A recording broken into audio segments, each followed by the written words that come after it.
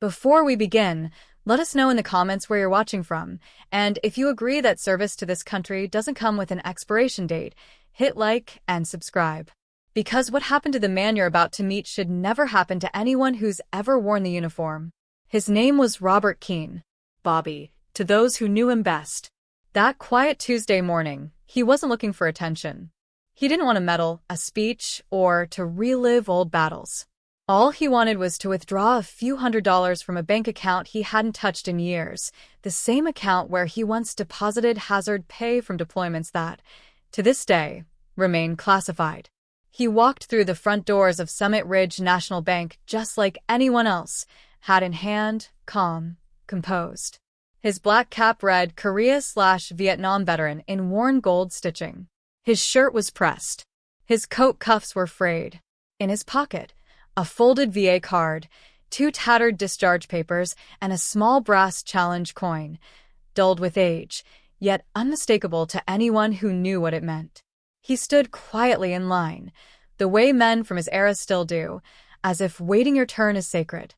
But when he reached the counter, everything shifted. The young teller, maybe mid-20s, glanced at his ID and the name on the account, clearly confused. She smiled tightly, hesitated, then called her manager. His name was Caden, slick hair, smug look, tie too short. He took one glance at Bobby's papers and chuckled. "You sure this account's yours, sir?" he asked, dragging out "sir" like it was a joke. "This discharge paper looks like it was typed on a dinosaur." The teller giggled. Bobby said nothing. He just reached into his coat and gently placed the brass coin on the counter. 7 stars. A Thunderbird. To most civilians, it looked like a souvenir. But to anyone who'd truly served, it was sacred. Caden didn't even blink. "Cute trinket," he muttered. "People buy those online all the time." Then he turned to security. "I think we've got another wannabe trying to game the system. Escort him out." The guard hesitated. A few customers behind Bobby chuckled. 1 or 2 avoided eye contact.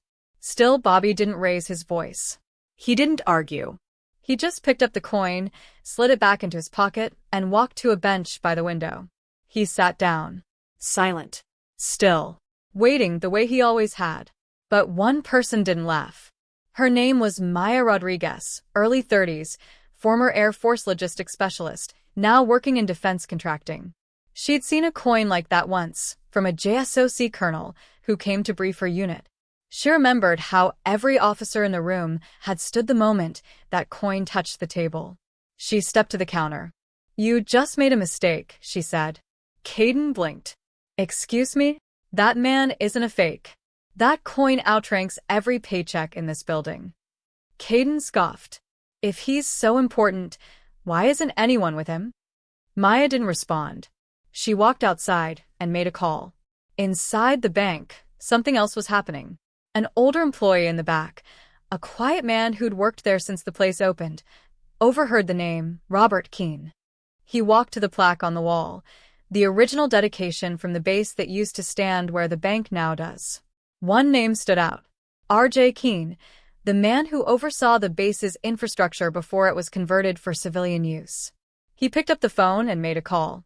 Only 6 words. "It's Bishop Coyne. Summit Ridge. He's here."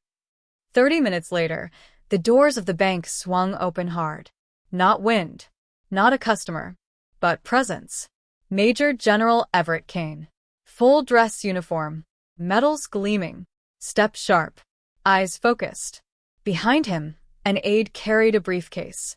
He didn't say a word. He walked straight to the window, where Bobby still sat.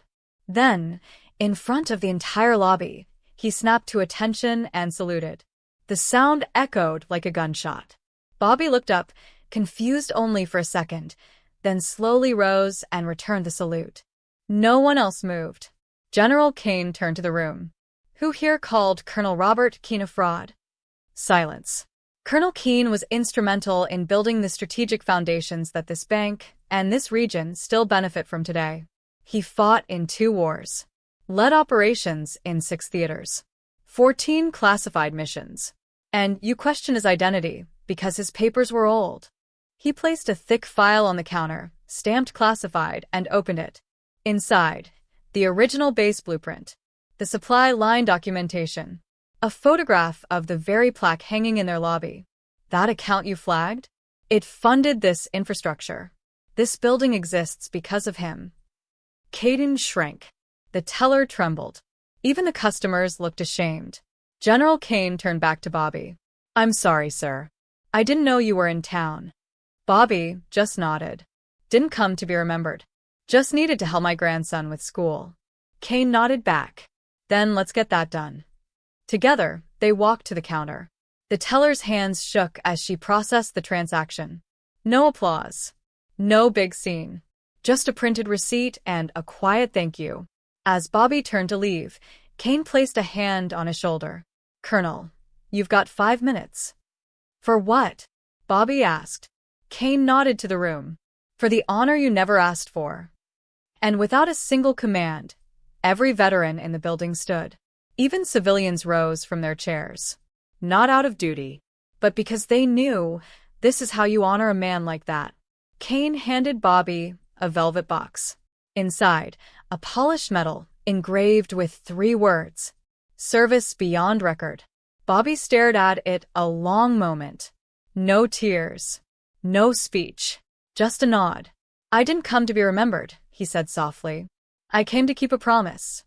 Kane replied. And in doing so, you reminded us what service really means. Bobby stepped into the sunlight. No press. No headlines. Just the quiet strength of a man who never needed a spotlight to make an impact. Days later, a new line was added to the bank's plaque. Robert J. Keene, Colonel, U.S. Army. Honor and silence. It doesn't mention what happened that day. It doesn't have to, because now everyone who walks through those doors knows.